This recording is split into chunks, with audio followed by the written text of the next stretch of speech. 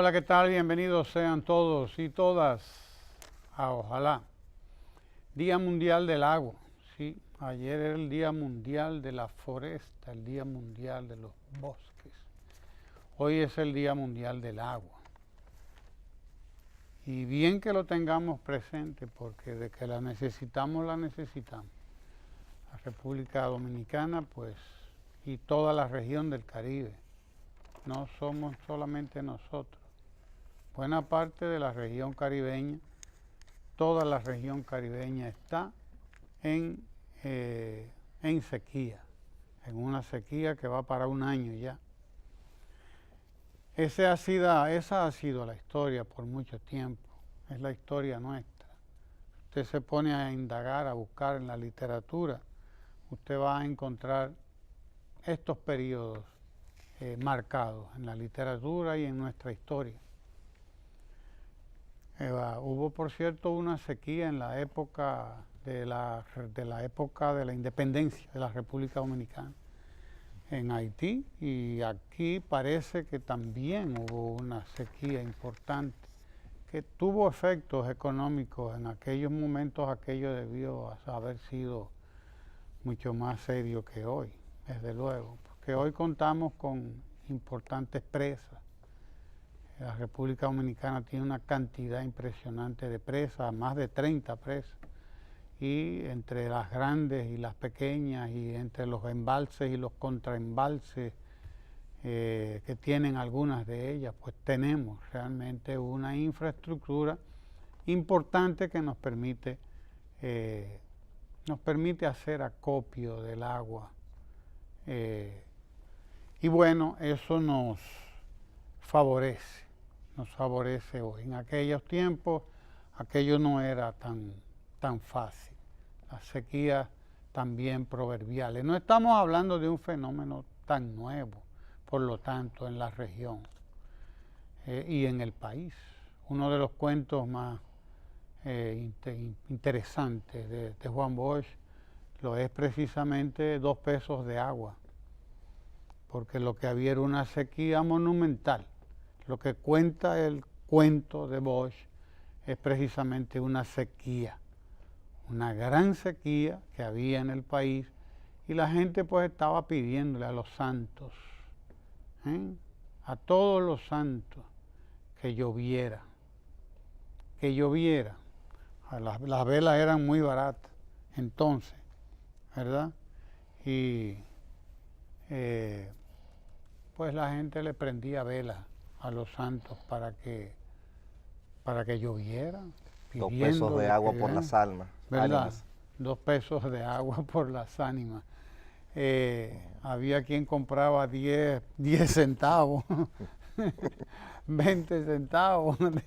Una vela debía costar menos de 1 centavo en aquel tiempo, pero a alguien se le ocurrió comprar 2 pesos de agua, y estaba el agua que mandaba madre, y después no había manera de atajar aquello, ¿no? Entonces, los 2 pesos de agua de Juan Bosch son un cuento magnífico. Es probablemente uno de esos cuentos que dan origen al llamado realismo mágico, a lo que posteriormente se iba a llamar el realismo mágico, que dio como consecuencia el boom literario latinoamericano, todo un fenómeno que dejó secuelas importantes, positivísimas, en el arte y en la literatura de Latinoamérica, porque le dio varios premios Nobel a América Latina, incluyendo el de García Márquez y el de Miguel Ángel Asturias, el de Pablo Neruda, que también ya era parte de esa misma, de manera que América Latina consiguió, se colocó. Y Vargas Llosa sería parte. Vargas Llosa es parte de eso, claro que sí. Vino a conseguir el premio Nobel ahora. Recientemente aquellos lo consiguieron mucho primero que Vargas Llosa, porque se lo merecen mucho más que él. Yo de eso estoy seguro, totalmente seguro. Sin que eso demerite a Vargas Llosa, sin que eso diga que no es un gran escritor. Claro que sí lo es, gran dominador de la técnica, etcétera, etcétera. No estamos en la literatura, pero el hecho es que 2 pesos de agua de Juan Bosch es uno de esos cuentos emblemáticos que dan y precursores de eso que se llamó el realismo mágico, que a su vez tuvo la repercusión que conocemos con el boom literario de América Latina. Esos 2 pesos de agua hay que recordarlo, porque además se refieren o nos refieren también a un artículo de García Márquez sobre la sequía en Venezuela, una sequía. Ellos vivieron en Venezuela, Bosch, García Márquez y toda esta gente, porque huían de las dictaduras que había en nuestros países. En nuestros países estaba el póker de espanto que describe Juan Bosch en uno de sus libros, ¿no? Eso era como Prosur. No, no sé a qué te refieres con el Prosur. Prosur, una reunión que hay de Bolsonaro, Macri. No, eso es otra cosa. ¿Cómo que se me parece ese póker de espanto? Pero bueno, el póker de espanto tiene que ver con esas dictaduras de que estaba llena, estaba lleno el Caribe en aquellos momentos, y a eso se refiere Bosch en ese libro. Y ellos huían hoy para un lado, mañana para otro, hoy se encontraban en Cuba, otro día está. En Caracas fue donde se juntó un gran grupo, después en Cuba. Y bueno, allá estuvo García Márquez también, estuvo Bosch y estuvieron, todo el exilio dominicano prácticamente estaba en Venezuela. Casi todo el exilio dominicano, Jiménez Grullón, fueron a dar allá a Venezuela de una u otra manera. Billo Caracas Boy, Billo Frometa, nuestro gran Billo Frometa fundó allá la Billo Caracas Boy, que se quedó a vivir allá, Billo Frometa, y fundó varias orquestas, pero la más importante fue la Billo Caracas Boy, que se convirtió en leyenda en Venezuela. Hace poco, pues, recordamos los 100 años del nacimiento de Billo Frometa.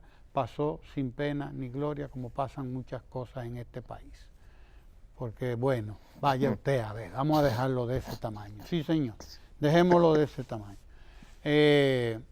Y bueno, García Márquez escribe un artículo formidable, que es un reportaje realmente, sobre una gran sequía que hubo en Venezuela y que en Caracas se manifestó con precisamente esos niveles muy críticos de falta de agua, ¿no? Y a eso, no recuerdo el título exacto de ese artículo, que es un artículo magnífico de García Márquez, que recuerda también a esos 2 pesos de agua. Y después, desde luego, García Márquez tiene su Isabel viendo llover en Macondo, que esa lluvia es precisamente lo que viene después de una enorme sequía que hubo en Macondo, ¿no? De manera que la literatura nuestra está plagada de estos momentos de sequía. Lo que está ocurriendo en la República Dominicana no es nuevo. Puede que sea peor, eso sí, pero no es nuevo. Caracas sin agua. Caracas sin agua, exactamente. Caracas sin agua. Un artículo que se lo recomiendo, léalo, porque además se parece mucho a los 2 pesos de agua de Bosch, el resultado, y sobre todo Isabel viendo llover en Macondo también. No es nuevo, somos una región en la que estos ciclos del llamado Niño, pues trae como consecuencia estos periodos de gran sequía, periodos de problemas para la economía, por lo tanto, del país y para la vida de la gente. Pero no le crea usted a los que entienden que esto es nuevo, primero, o que es culpa del gobierno que no lleva, porque aquí hay gente que es capaz de cualquier cosa. Aquí hay gente que es capaz de cualquier cosa, sí señor. Capaz de decir que aquí no llueve por el gobierno. Sí, que es culpa de Danilo Medina, el pobre Danilo Medina, que le cae todo arriba. Y cuando viene a ver, están diciendo que es culpa de Danilo Medina, que no llueva. Todo lo contrario. Particularmente en la línea noroeste, que es donde está más grave, es más grave el problema, precisamente porque la línea noroeste es una región de muy poca lluvia. aun cuando llueve en todas partes, la línea noroeste tiende a ser seca. Por lo que dicen los que saben de estas cosas, está en la región contraria a los vientos alisios. Los vientos alisios, que son los que arrastran humedad hacia nuestro territorio, pues no dan de frente aquí en esta región de la línea noroeste, Montecristi, toda esa zona de Jabón. Y bueno, es una zona de baja pluviometría, de escasa pluviometría. Cuando llegan estos tiempos, la cosa entonces se pone peor. Y es verdad que allí las vacas, la ganadería, la agricultura, pues se resiente, sufre, indudablemente. El gobierno ha estado invirtiendo en esto, ya va por más de 200 millones de pesos. Más de 200 millones, va camino a los 250 millones de pesos en camiones, cisternas, bombeando agua permanentemente para que a la gente no le falte, para que al ganado no le falte, lo fundamental, pero nosotros nos acostumbramos a hacer ganado suelto, como si estuviéramos en la época de Osorio. También eso hay que decirlo, como si estuviéramos en la época de la colonia, sí, cuando el ganado era silvestre. Había puerco silvestre, había vaca silvestre, había de todo. Es silvestre porque además, gracias a la sabia decisión de la corona española, que se llevó de Osorio y de los asesores de Osorio, del gobernador Osorio, sí señor, pues despoblamos a la isla. Se despobló la isla, se concentró la población aquí, de que para impedir que la población negociara con los holandeses y con los ingleses que andaban por ahí por la costa, de que esta gente venía aquí, traía Biblias luteranas, de que traen la Biblia luterana, y entonces esa fue una de los pretextos para concentrar la población aquí en el centro del país y abandonar sobre todo toda esa parte oeste, que fue donde nació con el tiempo Haití, porque si eso está abandonado ahí, los franceses llegaron y se lo cogieron, y ya ustedes lo saben, toda la historia que ocurrió después de ahí. Los franceses se robaron eso, los españoles fueron incapaces de quitárselo, y así surgieron dos estados, dos pueblos, dos naciones en una misma isla. Uno de los casos muy particulares que existen en el mundo, lo es ese. Debido a esa sabia decisión de toda esta gente. Pues en esos momentos el ganado quedó silvestre y se reprodujo así. Y la gente parece que se acostumbró en la República Dominicana a criar el ganado así, silvestre, suelto. Además es más barato. Incluso los ricos de este país tenían el ganado así, silvestre. Cosa increíble, claro, pero es que es más barato, porque el animal que lo que anda es pastando, lo que encuentre por ahí, el pasto donde quiera y ya, pues. Eso revelaba también la poca conciencia de clase. Muy poca conciencia, con falta de conciencia de todo tipo. Entonces aquí nos acostumbramos a eso, no hacemos ganadería estabularia más que para los cerdos, entonces las reses las sueltan. Y el problema que eso trae problema ambiental incluso, problema ambiental serio. Pues bien, nos acostumbramos a eso y cuando viene la sequía, pues esta gente pues sufre más todavía, porque si el ganado estuviera concentrado en los establos, fuera más fácil ir a llevarle agua ahí, en el establo. Fuera más fácil ir a llevarle el agua ahí al establo.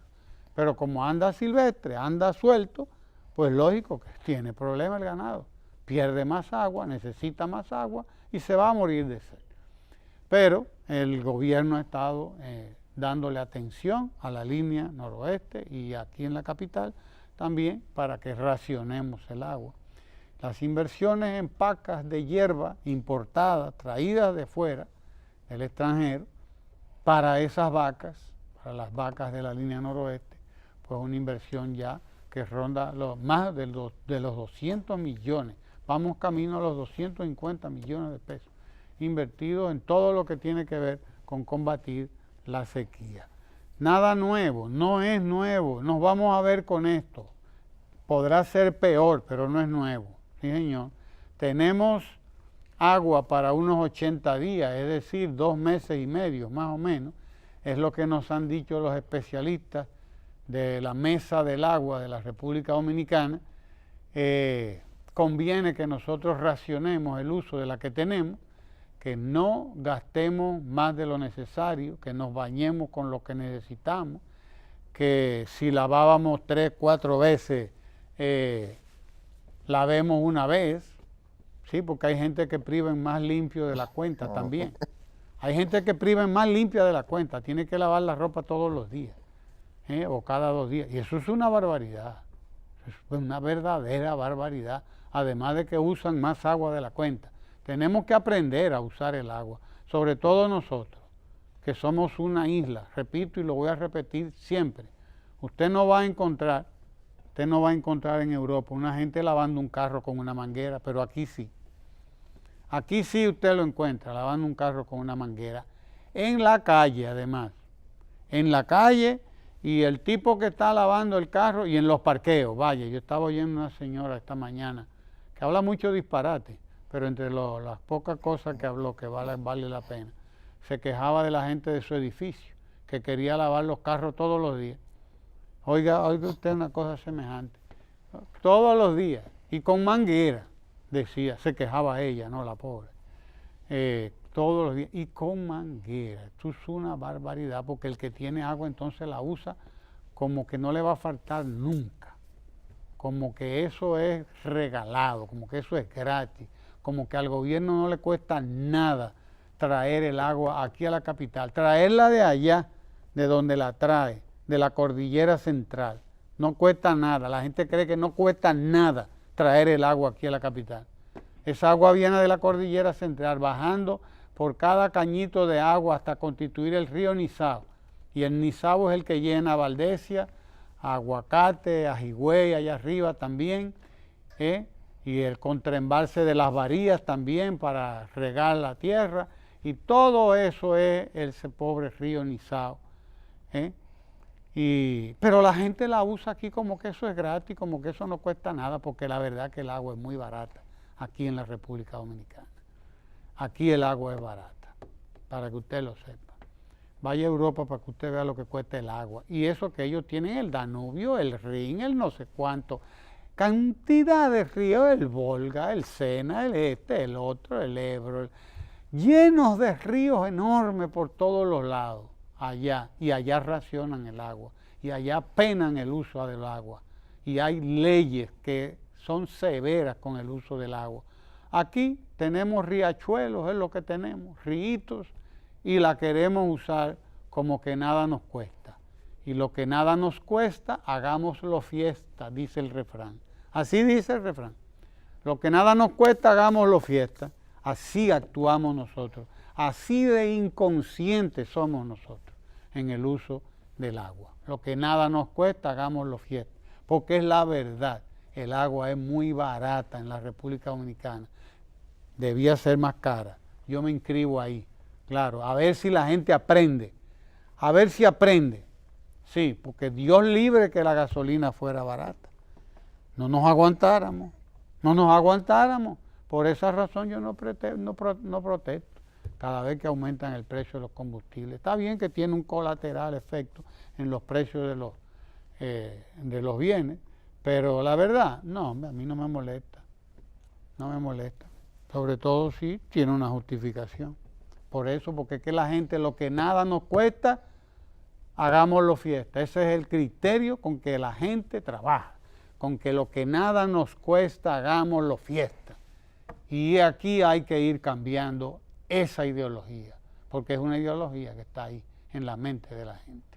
Metemos motores, metemos carros, metemos camiones en el cauce de los ríos, porque como son unos ríos pequeños, usted mete un camión y lo lava en el río sin que le importe a usted lo que está haciendo, dañando ese río, llenándolo de aceite, llenándolo de todos esos contaminantes de grasa, y a usted no le importa. Pues entonces, ya usted sabe, eso es lo que tenemos en nuestro Día Mundial del Agua.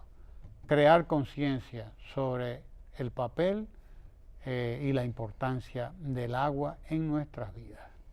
Diga usted, Sergio. Sí, la conmemoración del Día Mundial del Agua nace a partir del año 1992, cuando las Naciones Unidas, en vista de la importancia que tiene el agua para el desarrollo y la necesidad de impulsar políticas en todos los países que fortalezcan el uso racional del agua y que concienticen sobre cómo debemos de utilizarla, lo proclaman ese día, en el año 1992. Posteriormente, en el año 2010, las Naciones Unidas, en una declaración, establecen que el agua es un derecho fundamental y sobre todo el agua potable. Dicen que para el disfrute de la vida es imprescindible el agua potable y que su concepción debe de ser concebida inclusive como un derecho fundamental. En República Dominicana, por ejemplo, el Tribunal Constitucional dio una sentencia sumamente interesante y tiene que ver con la importancia del agua sobre otros derechos. Ustedes saben que los derechos pueden chocar, pueden en un momento confrontarse y ahí debe de hacerse una ponderación de derechos. En República Dominicana hemos visto que parte del crecimiento económico que ha tenido la República Dominicana ha motivado una transformación del espacio urbano. Esa transformación del espacio urbano ha llevado a que la ciudad crezca de manera vertical, o sea, la ciudad está creciendo hacia arriba.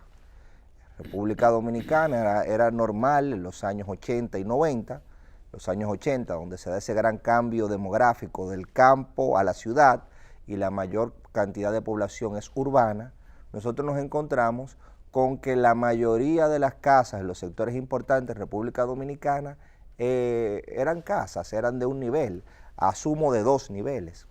Sin embargo, el crecimiento económico, el crecimiento de la población de manera sostenido e inclusive exponencial, algo que tiene que ver con las políticas de control de la natalidad e inclusive campañas que se han impulsado desde la Iglesia Católica que no contemplan tanto ese control de la natalidad, pero lo cierto es que la República Dominicana y sobre todo las ciudades han crecido de manera exponencial y han crecido ahora hacia arriba.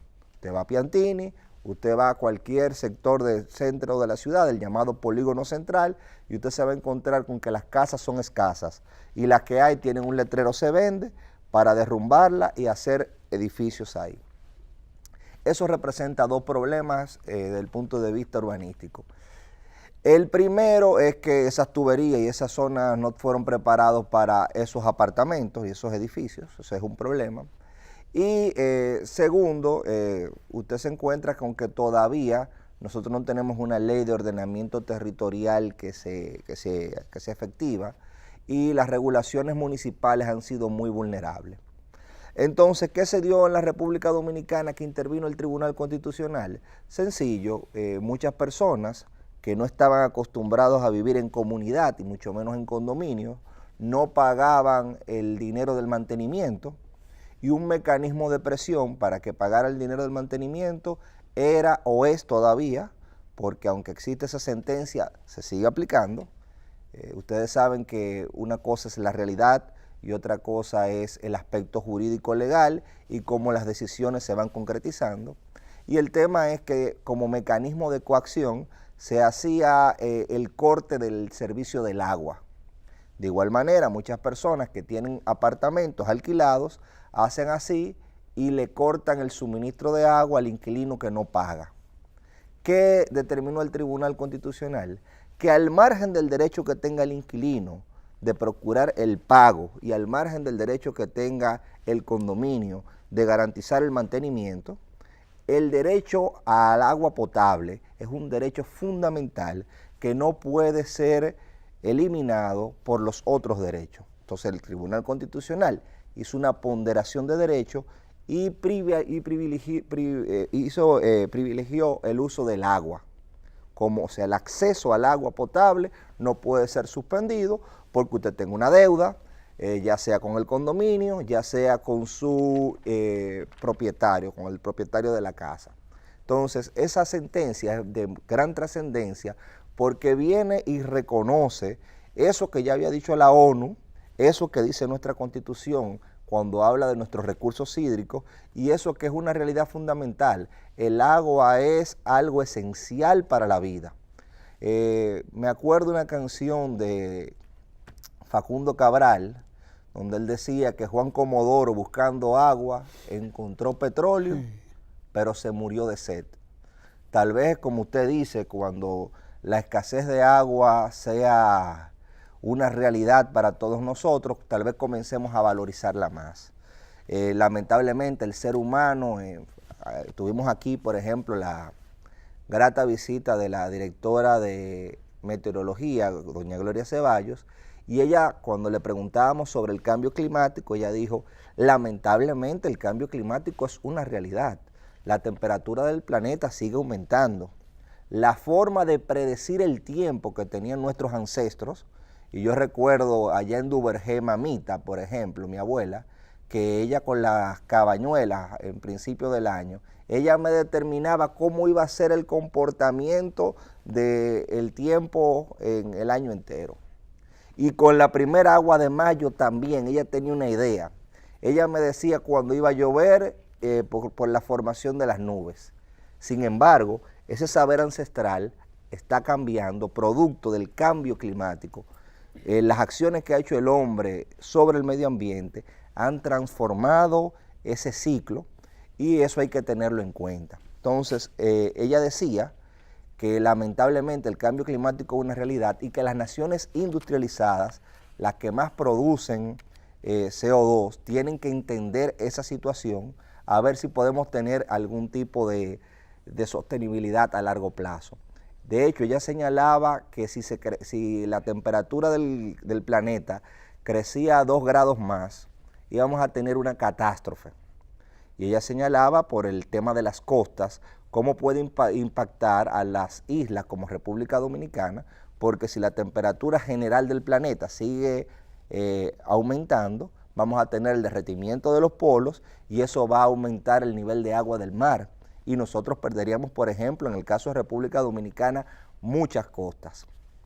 Pero eso es un tema que poco a poco esperemos que no sea demasiado tarde cuando ya todo el mundo reaccione. Es importante esta cifra que aparece hoy en la primera página de este diario, estas revistas comerciales.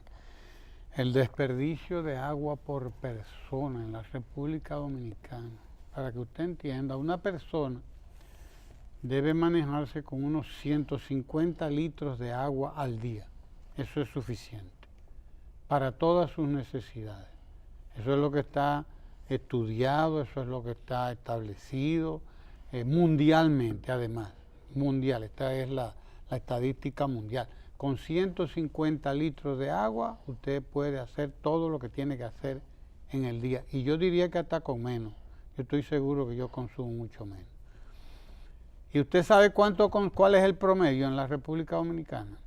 ¿Cuánto es lo que consumimos nosotros diario? 400 litros. Ese es el promedio en la República Dominicana. Para que usted entienda el desperdicio de agua que hay en la República Dominicana. El desastre que es este país en materia de manejo del agua.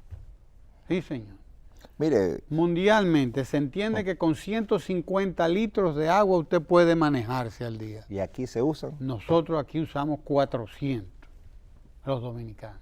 Desde luego, hay unos dominicanos que usan más que otros, porque hay unos que andan buscándolo en galones, por ahí, en los campos y en algunos lugares, a donde todavía no llega el agua potable.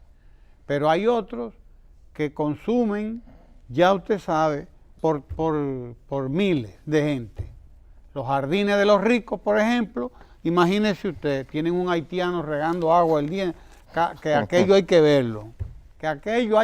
Sí, porque ellos nada más no quieren los haitianos para unas cosas, para otras sí que los tienen ahí todos los días, no les hace falta. Claro que sí.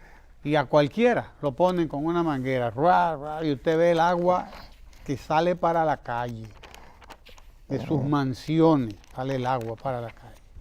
Esto es una cosa realmente indignante, indignante, realmente indignante. Mire el tipo de conciencia que hay. Yo administro una casa y había una persona que se le daña un sanitario y en vez de cerrar la llave del sanitario, ese sanitario siguió tirando agua y Claro. meses. ¿Sabes cómo me di cuenta? Porque hay una bomba de agua común, esa bomba de agua se quemó porque estaba tirando, trabajando el día entero. Claro. Entonces se quemó. Entonces cuando fuimos a ver por qué, era porque había un sanitario botando agua y la inquilina lo sabía y no hizo el más mínimo esfuerzo.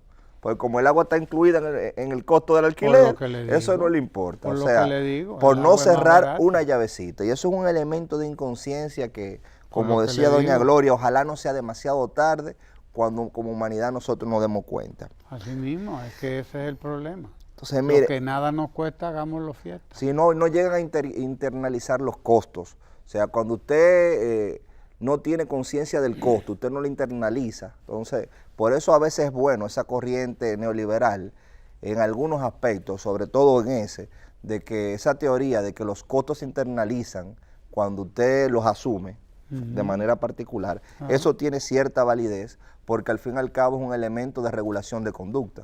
Lo que pasa con ellos es que ellos cogen ese elemento de regulación de conducta y me lo vuelven una cuestión general para beneficio de 2 o 3 corporaciones. Pero ese principio de que es necesario internalizar los costos es un principio válido, por eso que señalamos acá.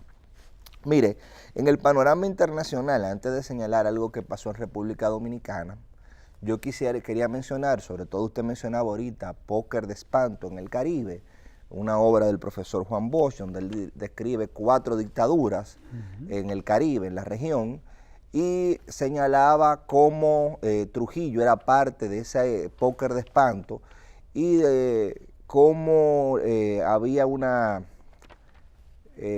geopolítica en la región que favorecía esas dictaduras. Después Bosch matiza, en el caso de Trujillo, con Trujillo, causa de una tiranía sin ejemplo, las características especiales que tenía la dictadura dominicana o la tiranía dominicana en el caso de Trujillo. Entonces, eso pasó, estamos hablando de los años 50, 40-50, que era el auge de esas dictaduras, y nos encontramos, en el caso de República Dominicana, en el caso actual, con que nuevamente una serie de gobiernos conservadores, como se llaman ellos, supuestamente metamorfoseados. Hay un cuento muy famoso de Frank Kafka, de un hombre que se despierta y se levanta convertido en un anfibio. Entonces, algo similar parece que le pasó a los conservadores, que ahora dicen que son unos conservadores diferentes, y nos encontramos con que hay una reunión en Chile que busca sepultar lo que fue el UNASUR. Y literalmente el señor Jair Bolsonaro dice que ese es el objetivo de ese grupo. Nos encontramos que está Sebastián Piñera, nos encontramos que está el señor Lenín Moreno, está el señor Duque, está el gobierno de Paraguay, está el gobierno de Perú, y ellos hablan de la conformación de un nuevo bloque para impulsar eso. Y invitaron al presidente interino, según ellos, de Venezuela, el señor Guaidó, y a todos los militares que han desertado, porque su principal foco es establecer la democracia en Venezuela. Nosotros no creemos que haya nada de nuevo en ese PROSUR, como ellos lo llaman. Lamentablemente vemos un elemento demasiado ideológico y que se vincula a atrasos y a retrocesos institucionales. Y esa es una unidad política. En el caso, la otra era económica fundamentalmente. Y de integración. Integración. Esta es una política. Politiquera. Sí. Politiquera. Porque ahí está Macri, por ejemplo. De esos bandidos. Y parte de su discurso ha sido la reducción del gasto social, porque ellos hablan de que ese gasto público ha sido un gasto populista. Y ese gasto populista, por ejemplo, ha llevado a que en Argentina se cierren más de 12 ministerios y en el mismo caso de Brasil ya se anuncian medidas similares. No, pero no es solamente los ministerios, el Estado que lo están reduciendo. No, eso no es nada. Porque usted reduce el Estado y bueno, de alguna si es por manera eficiencia, el Estado se mantiene. Ajá. El Estado se va a mantener como quiera. usted le buscará la vuelta a eso. Se hará más ineficiente, claro, cada vez más ineficiente, pero bueno, el país camina. Lo que es grave es la privatización de las empresas del Estado de una manera que es un desguazamiento lo que ocurre realmente. No se puede ni siquiera considerar una privatización, ni un sistema de reforma. De reforma como lo hubo aquí de la empresa pública, no. Allí lo que hay es un simple venderle al empresariado extranjero y nacional a precio de vaca muerta, las empresas del Estado. Eso es lo que hay ahí en marcha. Y un endeudamiento feroz, otra vez un endeudamiento feroz, después que lo que había pasado era que los gobiernos, que ellos llaman populistas, habían reducido la deuda, habían controlado la deuda, habían limitado la deuda y habían pagado la deuda. Ellos vinieron ahora a reenganchar, a reendeudar a estos países, porque de eso es de lo que se trata, es de manejarnos a todos a través de esa deuda, pero de esa deuda mal hecha, de esa deuda que se hace para controlar la soberanía de los países, porque ese es el propósito de endeudarlo, hacer el negociazo que es la deuda y al mismo tiempo controlar su soberanía. Por eso no quisieron a Néstor Kirchner y a Cristina, porque pusieron límites a aquello y además pusieron en mora, que nadie se atrevía a decretar la mora. Eso lo hizo Néstor Kirchner, una mora de varios años, superó el corralito de Caballo, ¿me entiende? Y lo que se está haciendo con América Latina es una cosa que es repetir lo de los años 60, repetir lo de los años 70, imponiendo dictaduras, ahora dictaduras democráticas, son democraduras, les llaman ahora. Son dictaduras, son democraduras. Sustentadas en el miedo. Sustentadas en, no, pues, y en un discurso de odio. De odio. Entonces, el miedo y el discurso de odio. Otra vez, otro póker de espanto. Otro póker de espanto. Otro póker de espanto, como ese del que menciona Bosch ahí. Son catalizadores del miedo. Sí, lo mismo que se hizo en los 60, en los 70, en los 80 y en parte de los 90, pero ahí empezó a desatarse el rollo. Pero bien, esa es una realidad. Mire, después podemos dedicarle un tiempecito a eso, porque ayer concluyó la misión del Fondo Monetario Internacional aquí, con una reunión con el presidente de la República. El Fondo Monetario Internacional, ustedes saben que, bueno, como parte que somos de la Organización de las Naciones Unidas, pues cada cierto tiempo además tenemos un acuerdo con el Fondo Monetario Internacional que no es para cogerle prestado. Ellos quieren que le tomemos prestado. Aquí lo dice, estamos, presidente, dispuestos a colaborar con la República Dominicana en lo que usted diga, pero lo que hace el fondo es prestar cuarto. Y eso es un banco. Prestar dinero. Si usted quiere, él se lo presta, desde luego. El problema es que cuando el Fondo Monetario Internacional presta dinero, primero, usted tiene que esperar que él se lo apruebe. Que toma a veces años aprobarle un préstamo. Y segundo, cuando le hace el préstamo, lo aprueba con condicionalidades que a veces son muy serias, muy graves, porque significa usted entregarle su soberanía al Fondo Monetario Internacional en materia de fijación de precios, en materia de ponerle tope al gasto social, porque es la fórmula de Milton Friedman y de la escuela de Chicago, de los Chicago Boys, que apadrinaron todo el rollo de dictadura que conocemos en los años 70, desde Pinochet y la Junta Militar Argentina hasta, vaya usted a ver, léase la historia de aquello para que usted vea. Entonces ellos quieren meterse en la soberanía de los países y dicen, no, los precios no pueden estar bajitos, hay que subirlos los precios. Ahí viene la política de ajuste, la política del shock, como le llama Naomi Klein, sí, la canadiense esta magnífica, que describió muy bien ese fenómeno de intervención en la soberanía económica de los países. Entonces usted dice, no, mejor no me preste. Así mejor no me preste, me voy al mercado de los bonos, como hemos hecho nosotros. Responsablemente, eso sí. El que lo hace con responsabilidad no tiene problema. No tiene problema el que lo hace con responsabilidad. Y con responsabilidad hemos manejado la deuda nuestra sin necesidad de que el fondo nos diga cómo se maneja. Le agradecemos todos sus piropos. Aquí están derramados en piropos el Fondo Monetario Internacional con la República Dominicana. El Fondo Monetario destaca los logros macroeconómicos alcanzados por nuestro país, con cuyo presidente Danilo Medina se reunieron este jueves.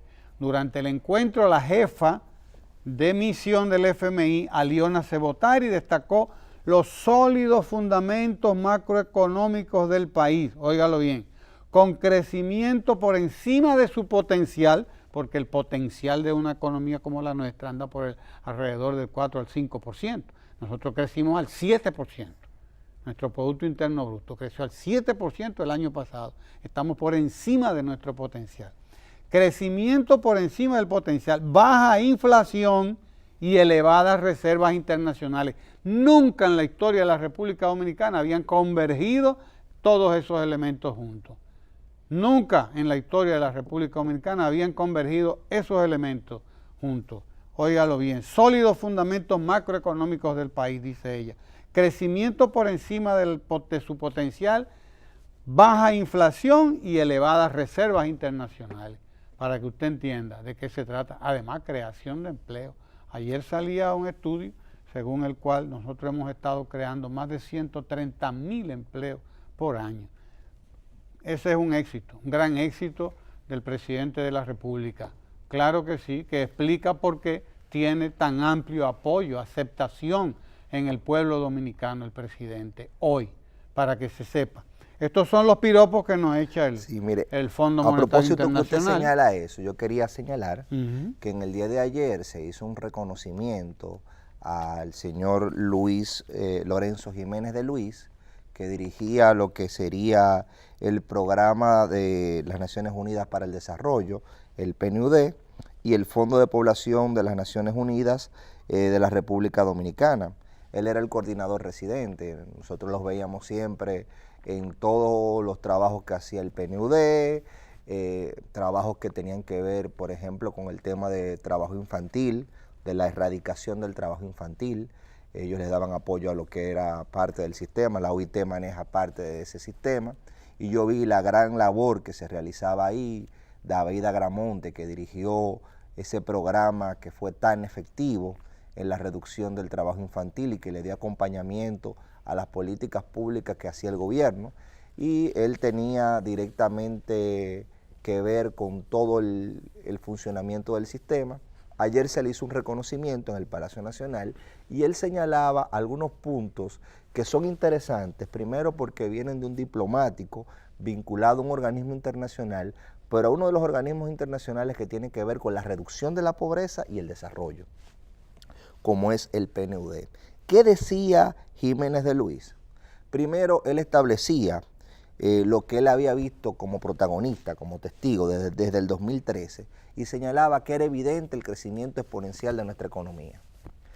De la misma manera decía que era evidente la reducción de la pobreza. Y señalaba, por ejemplo, en el caso de la atención de salud, el gran logro que hemos tenido con primero la remodelación de los hospitales y segundo, la ampliación de la cobertura a través del SENASA subsidiado, que ha permitido que personas que tenían que ir a los hospitales y realizar un copago, y a veces ese copago era un obstáculo para ellos recibir ese derecho fundamental que es el derecho a la salud, ese copago fue eliminado en la medida en que se estableció esa ampliación de la cobertura, y hoy en día estamos tendentes a la universalización de la cobertura en materia de salud. Obviamente sabemos que el desafío en salud es importante. El ministro de Salud, el doctor Rafael Sánchez Cárdenas, por ejemplo, señalaba aquí que habíamos logrado reducir la mortalidad materno-infantil a la hora en República Dominicana casi en un 20%, rondando casi un 30% en algunos casos, con la simple aplicación de los protocolos, y que el reto era seguir mejorando la salud y que los médicos se suscribieran al cumplimiento y al seguimiento del protocolo. En la medida que se siguiera el protocolo, íbamos a avanzar en salud. Pero el señor Jiménez de Luis señala cómo República Dominicana ha tenido grandes logros en salud. Entonces, cuando nosotros vemos lo que ha dicho el PNUD sobre la reducción de la pobreza, tiene que ser así, porque nosotros tenemos una economía primero que ha crecido un promedio de un 6.3% anual desde el 2012. Un promedio de 6.3%. Pero tenemos, que para mí es lo más significativo, una reducción de la pobreza extrema, de la indigencia. Esa reducción que va de un 9.9, o sea, un 10%, a un 2.9, un 3%, estamos hablando de una reducción de 7 puntos porcentuales, que es muchísimo. Y estamos hablando de una reducción de la pobreza en sentido general, y esa reducción de la pobreza en sentido general va desde un 39 a un 25 aproximadamente, 24.9 al cerrar el 2018. Entonces yo señalo esos datos que respaldan las afirmaciones que daba ese diplomático que abandona su misión y que curiosamente estuvo aquí del 2013 hasta ahora 2019. Y él puede evidenciar cómo en ese periodo hemos logrado significativamente reducir la pobreza, mejorar el acceso de los dominicanos a derechos fundamentales como la salud, como la vivienda, pero obviamente quedan muchos desafíos por enfrentar. Pero usted señalaba ahorita la aceptación del presidente, y yo creo que la aceptación tiene que ver no por él, porque la figura de ninguna persona es indispensable, sino por lo que él representa. Él representa una continuidad de políticas públicas y él representa esos avances. Entonces la gente a veces tiende a personalizar el debate y no se da cuenta, como decía Jorge Eliezer Gaitán, que yo soy un pueblo. Él decía eso porque él estaba encarnando una idea superior. Lo mismo decía el profesor Juan Bosch. Nosotros tenemos que ver los procesos que hay y no solamente fijarnos en las personas, sino en los procesos y la necesidad de continuidad de esos procesos que en momentos determinados los encarnan los líderes, porque también uno parte a veces de una abstracción que no tiene que ver con la realidad, y la realidad es que hay líderes, personas que dentro de un grupo humano encabezan procesos y representan, y son importantes porque representan todo un movimiento político. Así mismo, todo un movimiento político, económico y social. Todo un movimiento hacia adelante, todo un cambio hacia adelante, porque hay gente que cambia para atrás. Claro. Que pone la reversa. Sí, son unos que están ahí promoviendo el cambio, pero ese es el cambio para atrás. Servidores del pasado en Copa Nueva. En Copa Nueva, sí. Esto no, esto es el cambio hacia adelante, en el que debe seguir la República. Y ese cambio hacia adelante fue el que entregó ayer 4 escuelas, 4 escuelas en la línea noroeste. Estuvo en Dajabón y en Santiago Rodríguez, el presidente de la República ayer, entregando la Escuela Básica Francisco Antonio Medina y el Liceo María Teresa Rivas de Riverón, eso allá en Dajabón. Y en Santiago Rodríguez también entregaron la Básica Cruz de Cabrera Arriba, Cruz de Cabrera Arriba, ahí se entregó una escuela básica, y el Liceo Estanislao Liberato, allá en Santiago Rodríguez. 4 escuelas de un tacazo entregadas ayer. Y en eso es que tenemos que seguir, profundizando esta revolución educativa, profundizando haciendo que la jornada escolar de 8 horas, que garantiza educación continua, 8 horas al día a nuestros muchachos, y además les garantiza el desayuno, la comida y la merienda, bien comido para que puedan aprender. El mal comido no piensa, dice el pueblo, y es verdad. Así hay que comer bien para poder entender y atender y aprender.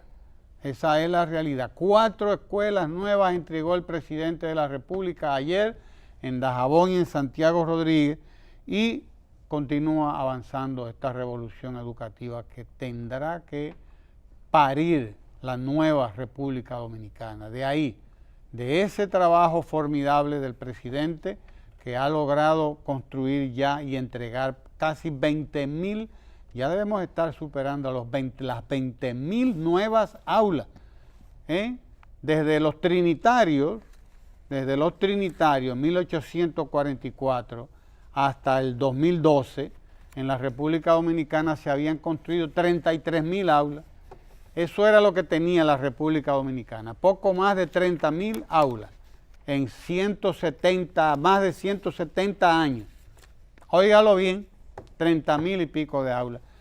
En 6 años el presidente ha entregado 20.000 aulas, más de 20.000, y va a entregar, cuando llegue este periodo a su final el año que viene, 28.000 nuevas aulas. Eso es histórico también. Pero bien, nosotros tenemos que hablar de todas esas cosas, seguiremos hablando de ellas, porque ahora es hora de hablar de una obra de amor, el CAID, los Centros de Atención Integral a la Discapacidad. Esa es una obra de amor, claro que sí. De eso vamos a hablar, precisamente con Yaila de Peña, encargada de pediatría del Centro de Atención Integral a la Discapacidad, Santo Domingo Oeste, y con el licenciado Luis Armando Rivera, encargado de terapias complementarias. Tiene nombre de artista, Luis, ¿sí? Porque Luis Armando Rivera es el cantante. Encargado de terapias complementarias. Con ellos vamos a hablar ahora mismo, no se mueva de ahí.